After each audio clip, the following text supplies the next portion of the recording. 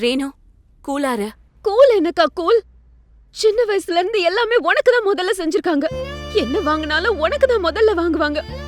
என்ன நடந்தாலும் ஒன்னதான் முதல்ல வச்சு பாப்பாங்க. நான் பின்னாடி தான் இருந்தேன். நீ யூஸ் பண்ணதுக்கு அப்புறம் அதை நான் தான் யூஸ் பண்ணணும். அது என்ன கர்மமோ, எப்ப பார்த்தாலும் கியூல நிக்கிற மாதிரி நிக்கணும். உனக்கு அப்புறம் தான் எனக்கு எதுவா இருந்தாலும் நடக்குது.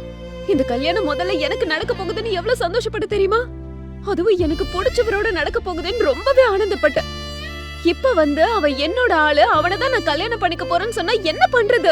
ரேணு, கொஞ்சம் புரிஞ்சுக்கோ ரேணு. என்னோட கஷ்டம் உனக்கு புரியாதுக்கா. இது உனக்கு புரிஞ்சிருந்தா இப்படி இருந்திருப்பியா? புரியாம தானே இவ்ளோ கூலா என்கிட்ட சொல்ற? கொஞ்சம் புரிஞ்சுக்கோ ரேணு. இந்த தடவை நான் புரிஞ்சுக்க மாட்டேன்க்கா. நான் சுப்புவதான் கல்யாணம் பண்ணிப்பேன். நீ வேணா அவனை மறந்துரு. சுப்பு எனக்கு தான். என்னடி பேசிட்டு இருக்க நீ? எனக்கு வேண்டியதை கேக்குற வரலட்சுமி. ரேணு, ரொம்ப ஓவரா பேசிட்டு இருக்க. சுப்புவ நானும் லவ் பண்ணிட்டு இருக்கோம். ஓ, இது வேற ஒண்ணு. உன்னை லவ் பண்ணிருந்தா அவர் ஏன் கூட பேசுறாரு? கல்யாணத்துக்கு ஏன் ஓகே சொன்னாரு? உண்மை தெரிஞ்சதுக்கு அப்புறம் கூட ஏன் சைலண்டா இருக்காரு? இந்த கல்யாணத்துல இஷ்டம் இருக்கறதால தானே? நான் சொன்னதுனாலதான் அவன் அமைதியா இருந்தான்.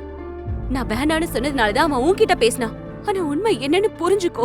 அவன் என்னதான் லவ் பண்ணிட்டு இருக்கான். கேட்டுட்டே இருக்கன்னு பேசிட்டே இருக்காத காணி. அவர் எனக்கு தான் சொந்தம். அவர் கூட மட்டும்தான் என் கல்யாணம் நிச்சயமா நடக்கும். பைத்தியம் மாதிரி பேசாத ரேணு.